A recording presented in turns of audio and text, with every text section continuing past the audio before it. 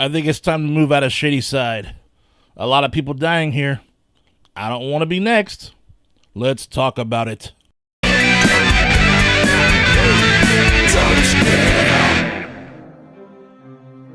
Fear Street, 1994, Part 1. Directed by Lee Janiak. And the story goes like this. A murder mystery shakes up the town of Shadyside, Ohio. Feature adaptation of R.L. Stine's book series. Now, just so you know, there's going to be spoilers in this one, folks, so you've been warned. This will be the first of a trilogy of films, which will be released weekly on Netflix. The next one is called 1978, and the finale is 1666. Take away the 1, and what do you get? 666. R.L. Stine wrote a pretty damn popular book series for younger adults, so much to the fact that it sold over 80 million books. Damn. Hey man, that can't be denied. Guess it was only a matter of time until this was going to be adapted into a movie. Anyhow, let alone a trilogy of movies. The first story is based in 1994, focusing on two siblings, Tina and her brother Josh. While Tina is focusing on her recent breakup from her ex, Sam, Josh is working on the recent killings from the Shadyside Mall and chatting with someone online about it. His wall is filled with news snipes of our multiple murders and the town's history, and believes it's connected to a woman named Sarah Fear, who was murdered because of her ties with witchcraft. Later in the story, Shadyside High School team meets with their rivals Sunnyvale for a vigil and honor the kids killed in the mall murders. But that soon turned into a huge brawl and had to end. Tina meets up with her ex during that meeting and finds out that she already has a boyfriend.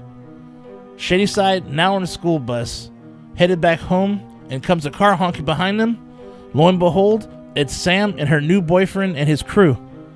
Tina notices who's in the car, and let's just say an incident occurred where the car was in an accident. This accident just happens to be in the same exact area where Sarah Fear died, disturbing her gravesite, and Sam bleeds all over it. Now she's marked for death, and this brings back specific killers from different years to come after her. So eventually, Tina, Sam, Josh, and a few of their friends have to fight off these undead killers. You have the masked axe murderer, a switchblade chick, and a skull masked murderer from the recent mall killings. A really cool scene is when the crew trap the killers in a bathroom and blow it up. And then when they check out the aftermath, you see them slowly reforming back. Kind of reminded me of the T-1000 in Terminator 2, putting its body back together. Really cool scene. The crew figure out a woman has survived a similar incident, but had to die, then revived back to life to stop the curse. They decide the best way to do this is by Sam ODing on drugs. So, as Tina is assisting Sam consuming drugs, the other three are fending off these killers. In the process, one gets hacked in the head, but the other one gets the best kill of the whole movie. She gets put through like a slicer head first. Beautiful sequence. So now we got two dead people and Sam is still alive. So they move over to the fish tank and drown her instead. And the curse is dead. Or is it? Now in the end, Tina and Sam are happily back together until Tina receives a phone call from the last survivor telling her that it never ends because of the witchcraft. Tina has to tie Sam up because she's possessed. And now Tina and Josh gotta find a way to break the spell. I've never read any R.L. Stine books as a teenager, so I'm coming in this one cold. But if this is any indication of what the stories are like, I probably would have enjoyed the books for sure. This movie was set in 1994, and I was in high school at that time, which means I was around the same age as these kids, and I could totally identify with Joel. Being a black metalhead myself made me really enjoy him the most. I would totally rock some White Zombie while playing video games. Shit, I do that now. The story's fine. I mean, nothing groundbreaking. Couples breaking up, but through all obstacles realize they should be together. Undead killers, witchcraft, possession stuff. You know, we've seen it all. But there are differences in the execution, which I guess you could say goes with any movie, right? But, I mean, you got black leads who actually survive in a horror movie. At least the first story. We don't know about the rest, so, but, you know, at least for this one, we know we're good. And also a lesbian lead couple, which representation being such a big thing nowadays. It's cool to see.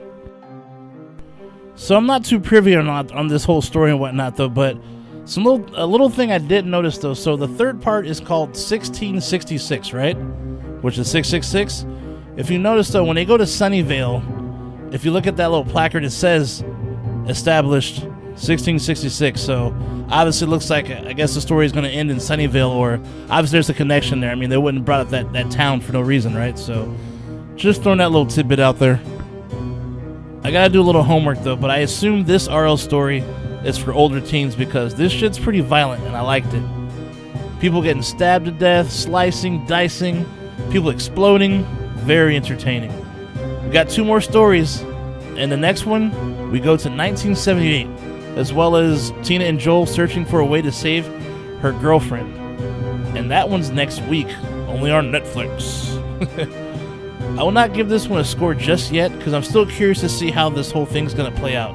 But once I see the whole trilogy, I'll give it a score as a whole, and then I'll probably break up the 3 as well. But I do recommend you check it out. It's a fun one, and I was entertained so far, so we'll see how the next ones go. But anyhow, definitely check them out.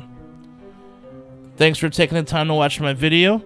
Please like and subscribe, because here in the Don't Split Up channel, hell has never been so cool.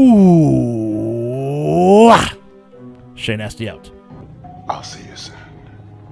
Subscribe to what? To the Don't Split Up YouTube channel. It's all things horror, movie reviews, and the infamous Soya videos. Oh, Hey, what's Soya? Click on the screen. Sound of your ass.